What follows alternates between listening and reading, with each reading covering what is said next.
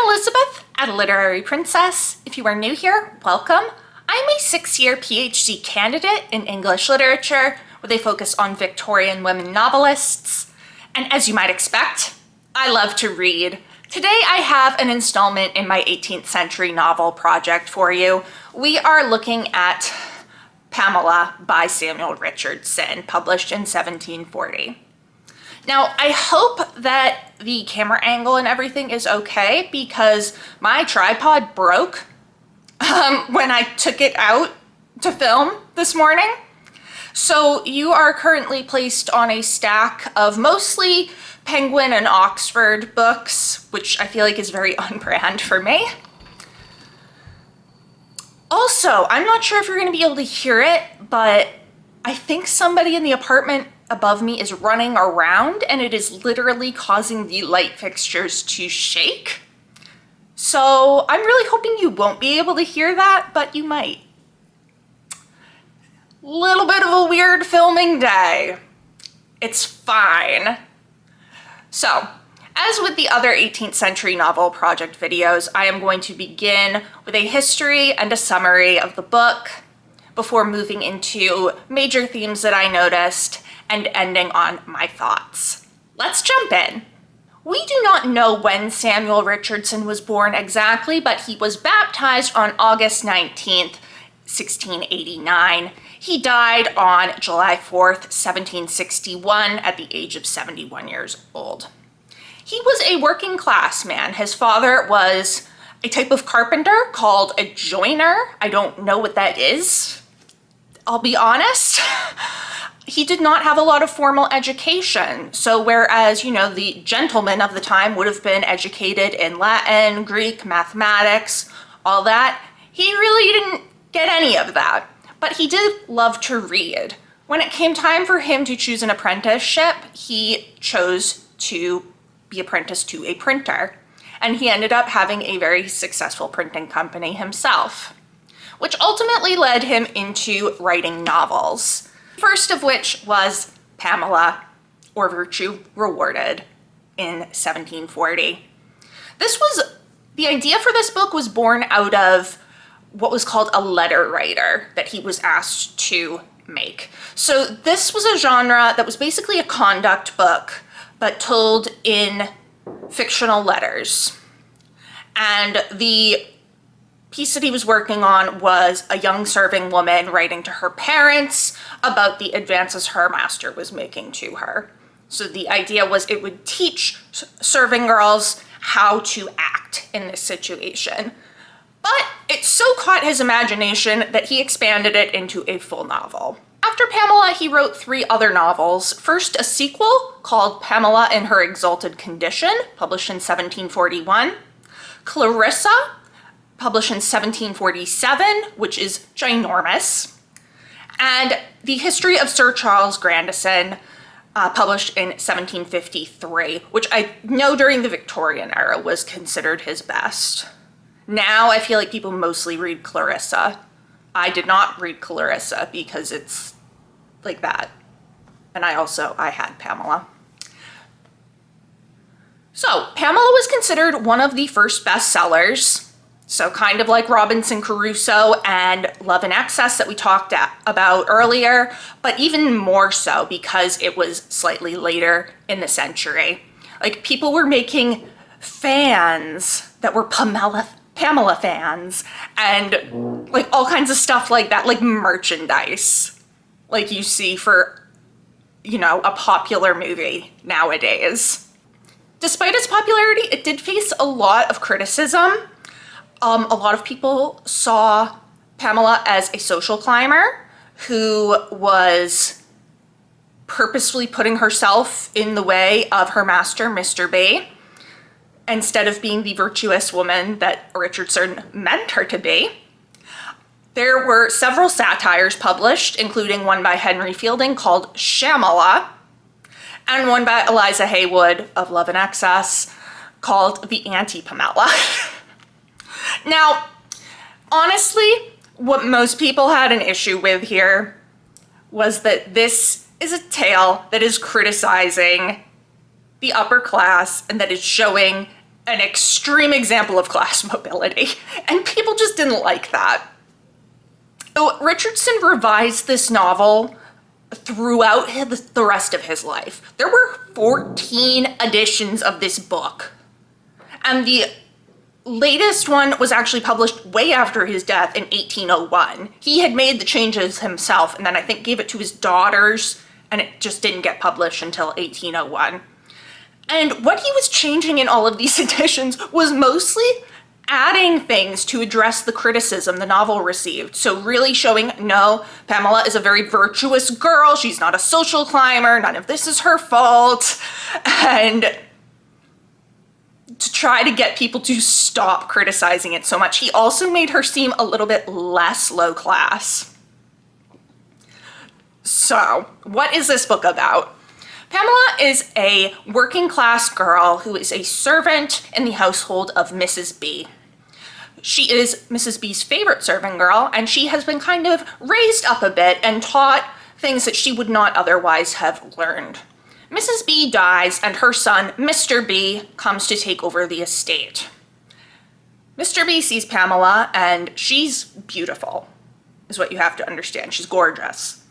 And he says, I want that.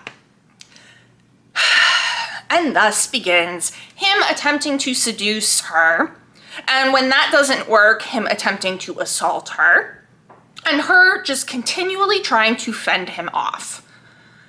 It is told in the epistolary format as letters she is writing to her parents about all these issues. Mr. B eventually kidnaps her and brings her to his other estate to imprison her and try to continue to either seduce her or just assault her by force. Yep. We're gonna talk about all of it. We're gonna talk about it. Eventually, though, he realizes the error of his ways through reading her account in these letters to her parents. And he has been acting this way because he is in love with her, but cannot marry her because they are such different stations. But he decides, hell with it, and they get married anyway. And they live happily ever after. Yeah.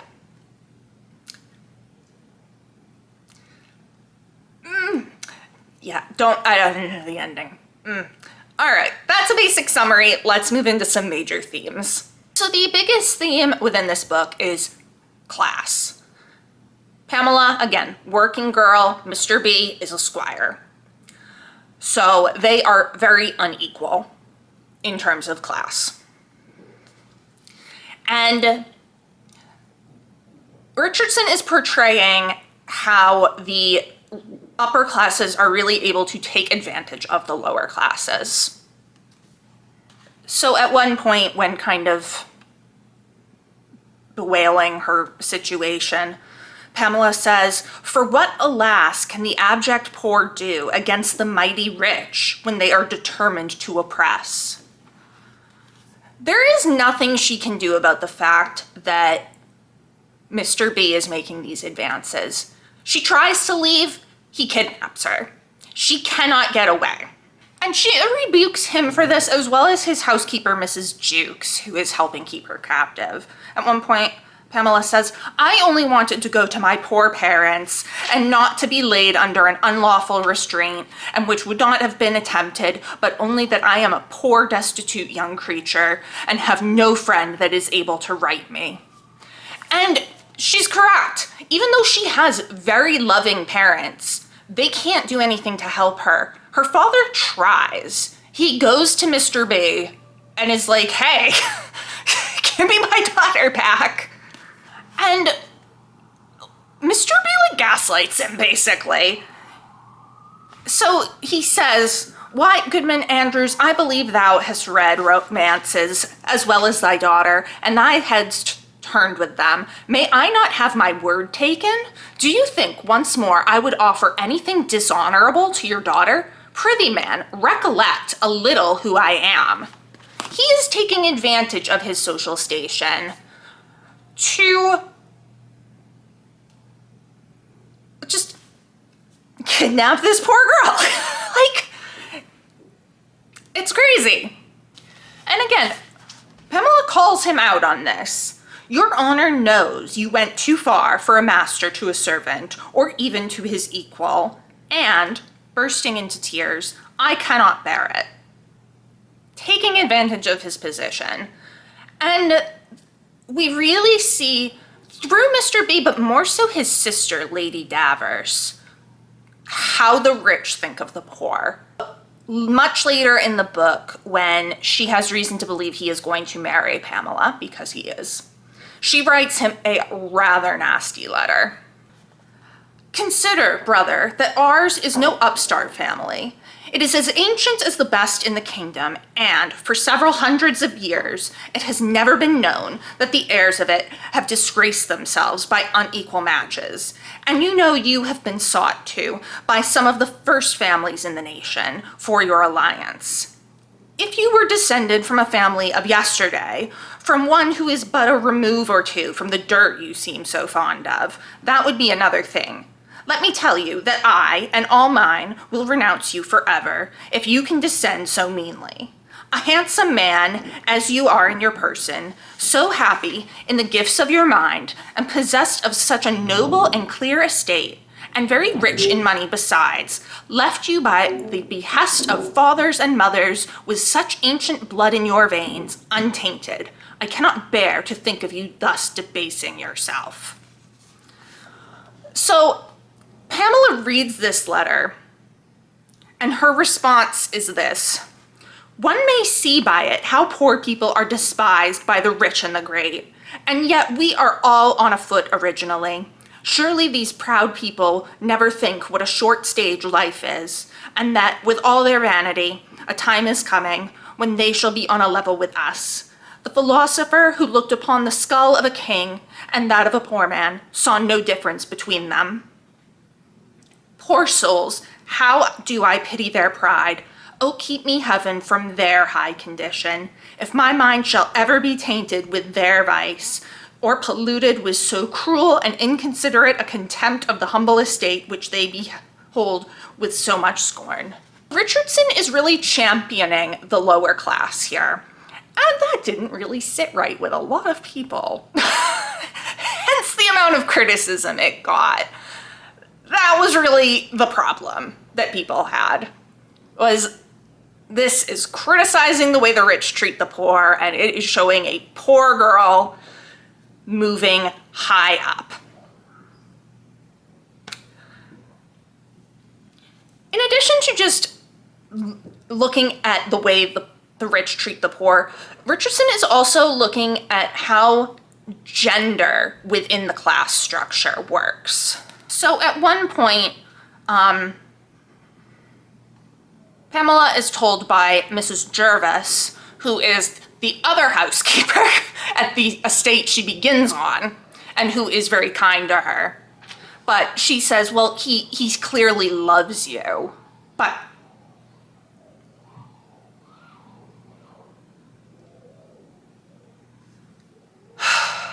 my upstairs neighbors vacuum multiple times every day. So I don't know if you can hear like a weird squealing sound, but that's what it is. Anyway, Mrs. Jervis has said, well, he loves you, but he has issues with the station, so he's having trouble accepting that he loves you. And Pamela says, if he can stoop to like such a poor girl as me, what can it be for? He may perhaps think I may be good enough for his harlot, and those things don't disgrace men that ruin poor women. And so he may make me great offers, and may perhaps intend to deck me out in finery, the better to gratify his own pride. But I should be a wicked creature indeed, if, for the sake of riches or favor, I should forfeit my good name. Yea, and worse than any other young body of my sex, because I can so contentedly return to my poverty again, and think it less disgrace to be obliged to live upon rye bread and water, as I used to do, than to be a harlot to the greatest man in the world. Men can do this without disgrace. They can take mistresses, especially poor women. But the woman is shamed. The men can do it, the women can't. She says later on, after he has physically assaulted her twice, "Yet if I were the lady of birth, and he would offer to be rude first, as he has twice done to me, I don't know whether I would have him. For she that can bear an insult of that kind, I should think, not worthy to be a gentleman's wife, any more than I should look upon him as a gentleman that could offer it." Smackdown. He's not acting like a gentleman, she says. He is not acting in a way that befits his station, and if she were an upper class woman, she wouldn't have him, and she's a lower class woman, and she's still not gonna have him. There is a point where Pamela is trying to escape, and she is being aided by a clergyman from the area, and the clergyman goes to the estates of the other gentry to ask them to aid her. And the husband of one of these estates says, "Why, what is all this, my dear?" Because his wife wants to help. "But that our neighbor has a mind with his mother's waiting maid, and if he takes care she wants for nothing, I don't see any great injury will be done her. He hurts no family by this." So if it's a low-class girl, it's fine. He's not hurting any upper-class family. It's a disgusting attitude, and Richardson is obviously trying to show that it is a disgusting attitude. And it also goes hand in hand with the rape culture we see in this book. That is not the term Richardson would use for it, obviously. That is a 21st century term. But by God, is it there.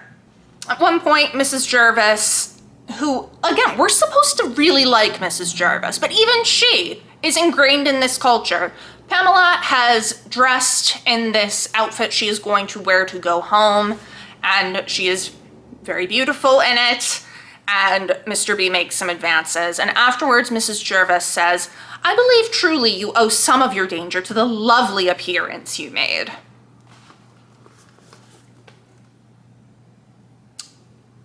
Well, what were you wearing? And then Mr. B says of her, when he's been accused by her of this stuff and he's like trying to push it off, he goes, "She is a foolish girl and has brought all this upon herself and upon me more trouble than she can have had from me." She's brought this all on herself. She was asking for it. From the same guy who is all, he hurts no family in this.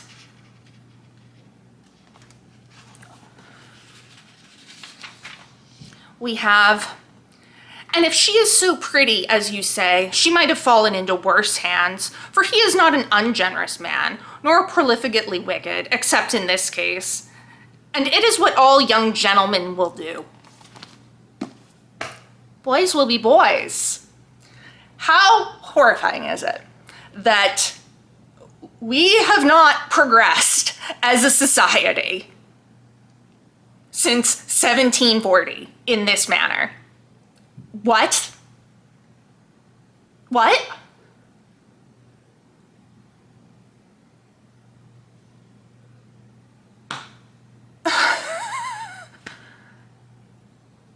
That's all stuff that we hear today whenever a woman is assaulted. Horrifying. Horrifying. And what's even more horrifying is the absolute acrobatics that the critics went to try to agree with this viewpoint that Richardson is clearly criticizing.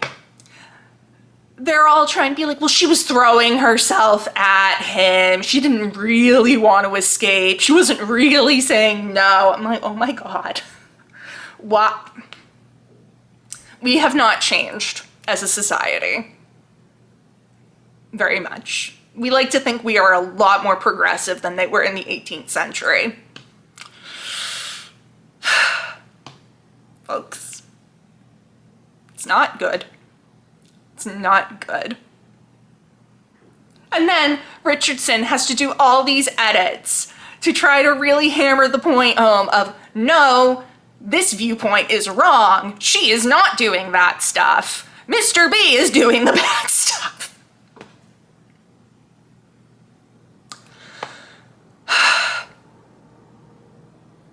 Sometimes this book was an exercise in being absolutely furious at the world. It really was.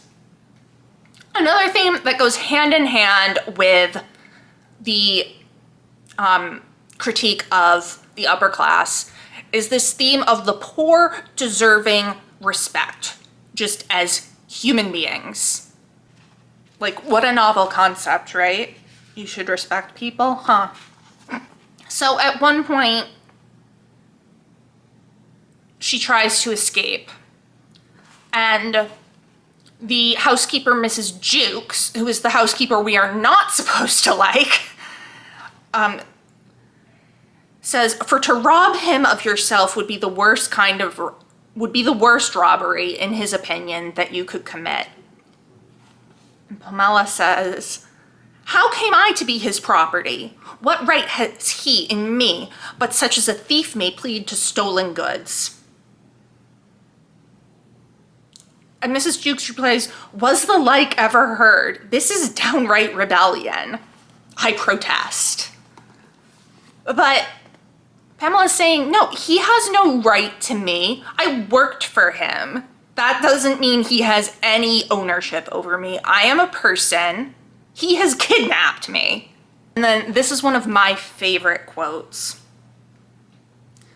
She says, but oh, sir, my soul is of equal importance with the soul of a princess, though in quality I am but upon a foot with the meanest slave. What are we hearing? Where do we hear echoes of that? Jane Eyre. So Jane Eyre got compared to Pamela when it was first published in a negative light, because the woman who was writing it felt that Pamela is a social climber.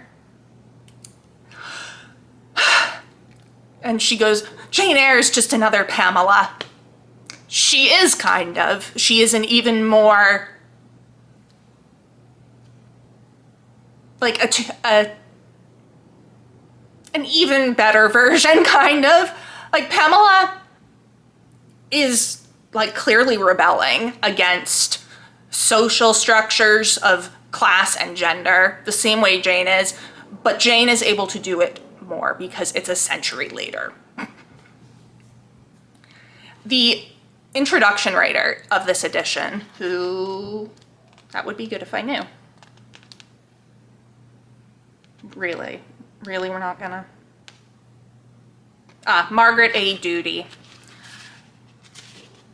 notes that the virtue that is rewarded is in large measure the virtue of rebellion. Love that quote. Great quote from that introduction. Now, once Mr. B is able to see her as a person through reading her letters and her account of what has happened to her, he is able to realize the error of his ways. Now, we'll talk about my thoughts on his whole change of heart in a little bit. He says to her, I once would have been glad to have called you mine upon other terms, but now I wish not for you, but upon your own.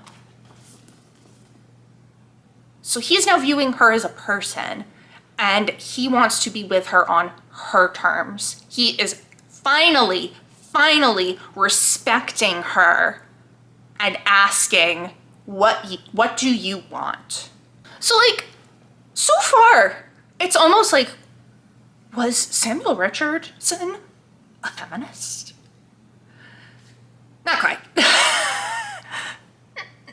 Not quite. You know what? I think he had the spirit in some ways, but in other ways, because another major theme of this book is ideal womanhood. Now remember, it began as what was essentially a conduct book for young women. And he is really trying to show how the ideal woman should behave. So at one point when Mr. B is trying to seduce her and she refuses, he said, "But is it not one part of honesty to be dutiful and grateful to your master?" She replies, "Indeed, sir, it is impossible that I should be ungrateful to your honor, or disobedient, or deserve the names of bold-faced and insolent, which you are pleased to call me. But when your commands are contrary to that first duty, which shall ever be the principle of my life." And that is, of course, protecting her virtue. Pamela is very religious, as were most people of the time period. So he's trying to be like, well, it's your duty to do whatever I say. She's saying, generally, yes, because you're my employer. However, not when it violates a higher power and their commands for women. And all people, but mainly women. She is also expected to be extremely forgiving, despite everything. So after he's had his whole change of heart, she says, "Sir, your kindness makes all past evils as nothing to me. And when I reflect that I owe my happiness to my grievances, it would be wrong if I could not, for the sake of the event, forgive the means."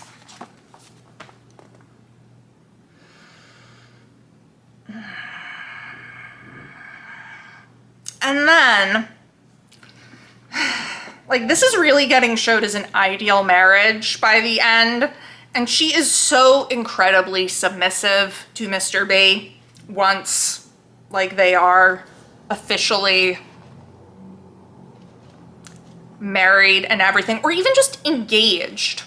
And she says at one point, "He shall always be my master, and I shall think myself more and more his servant." And she is always giving way to him in everything. And when he asks what she wants, she's like, "I want what you want." This is Richardson's ideal womanhood. It's like, oh no, suddenly everything that came before this is just negated.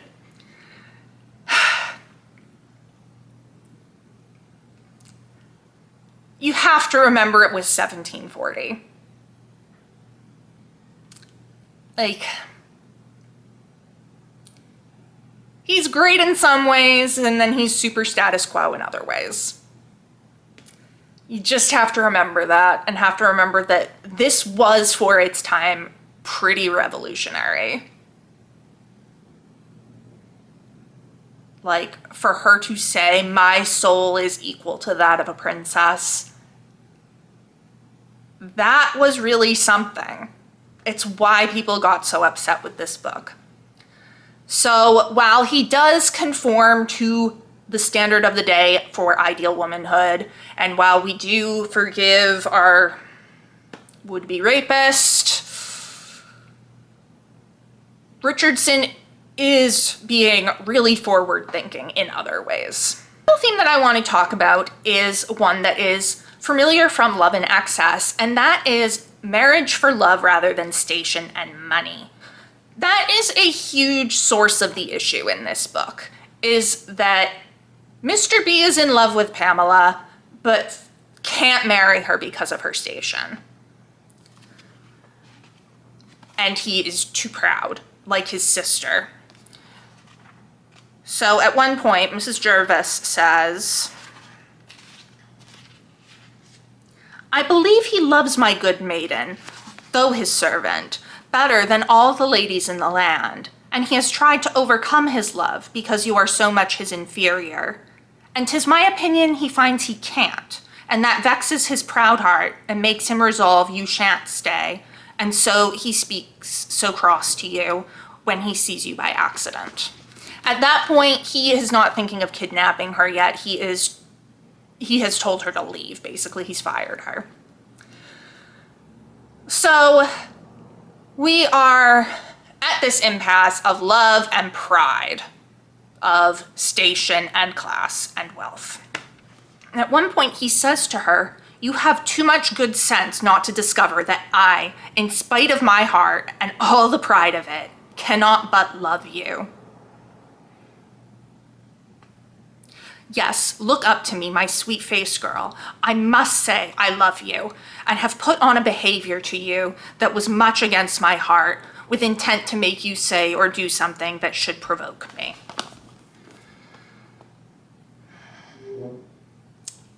So, and it's important to note that she also loves him, despite knowing she shouldn't because of their stations. And also because he has, girl, like, tried to assault you so many times.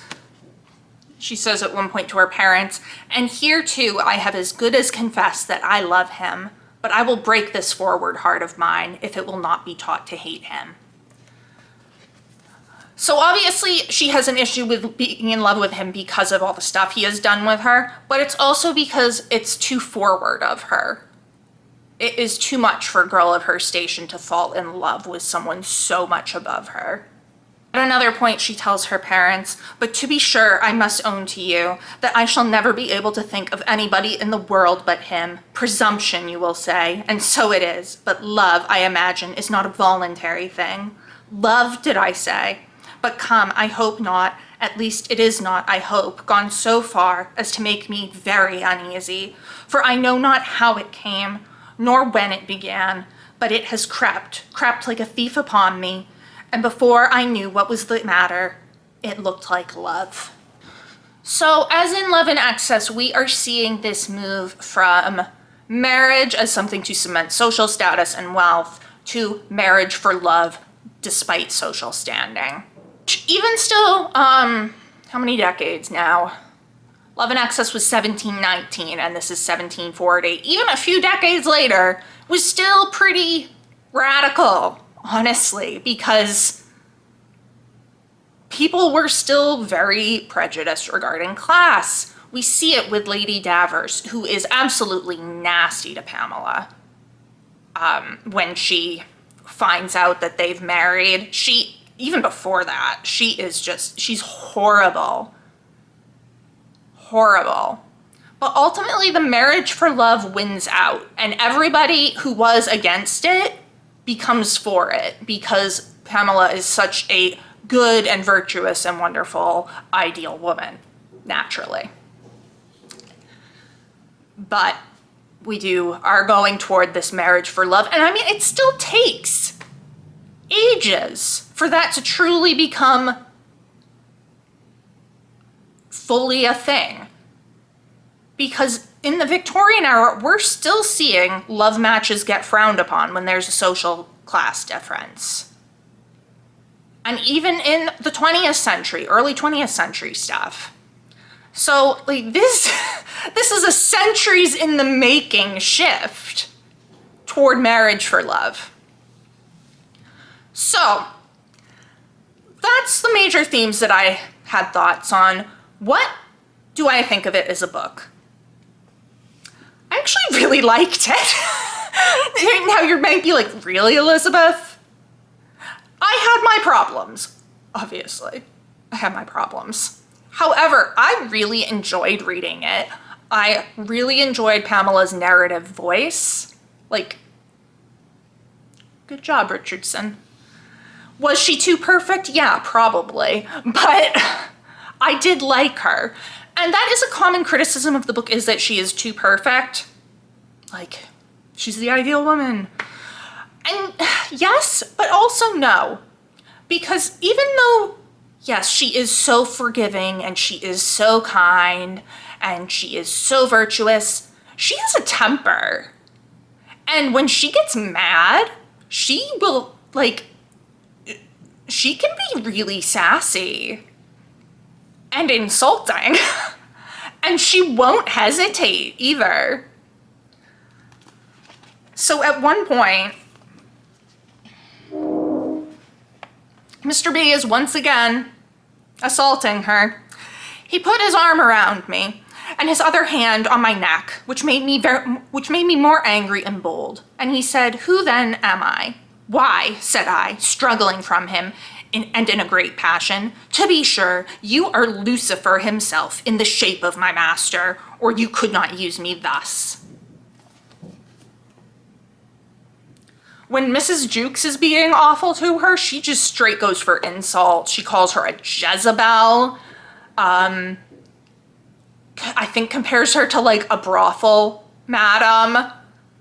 Like she goes for the throat, and she will not put up with being treated poorly. So when Lady Davers comes, I mean, this is a whole... Lady Davers does not think they are married. She is still treating Pamela as a servant. And she's like trying to have her wait on her for dinner. And Pamela's just like sitting in the chair like, nope. Making her angrier and angrier. And then Lady Davers also has this kinsman of hers who is a young man. And he is taking liberties. And at one point, Pamela says, I gave him a most contemptuous look. Tinseled toy, said I, for he was laced all over. 20 or 30 years hence, when you are at age, I shall know how to answer you better. Meantime, sport with your footmen, and not with me. Like, she gets angry. And she's not always nice. And I really liked that about her. Now, do I have a big problem with the way she just completely forgives Mr. B for everything? Yes, I very much do. And I have a big problem with the way that Richardson tries to shift our view of Mr. B from this horrible man who is doing horrible things to like, oh, well, yes, he made mistakes, but it wasn't really that bad and it's fine that they get married. At one point, she says, and thus the dear, once naughty assailer of my innocence, by a blessed turn of providence, is become the kind and generous protector and rewarder of it. Using that naughty, like kind of trivializing what has happened. And it really is this almost instant shift. He reads her letters and then is like, oh, and immediately does a 180. I didn't think that was super well done. I had problems with that. But I did still really enjoy the book. And I thought it was a good read. And I'm kind of sad that it has such low ratings on Goodreads. Like, I get it. I think a lot of people are forced to read it for school. And then also, you know. But I did really like it. I was really interested in the radical things Richardson was doing for the time. And I liked Pamela as a character. And like the criticisms that she's too passive, she jumps out of the window twice. Twice!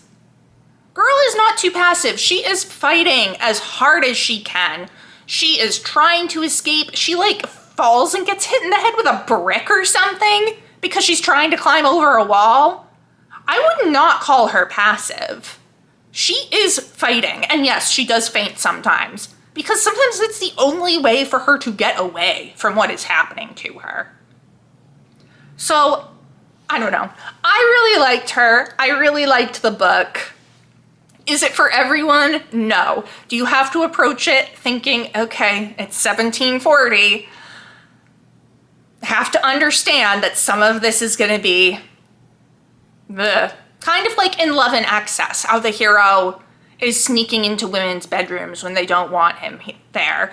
It's kind of the same thing with Mr. B, but you're expected to be happy at the end when he gets with Pamela.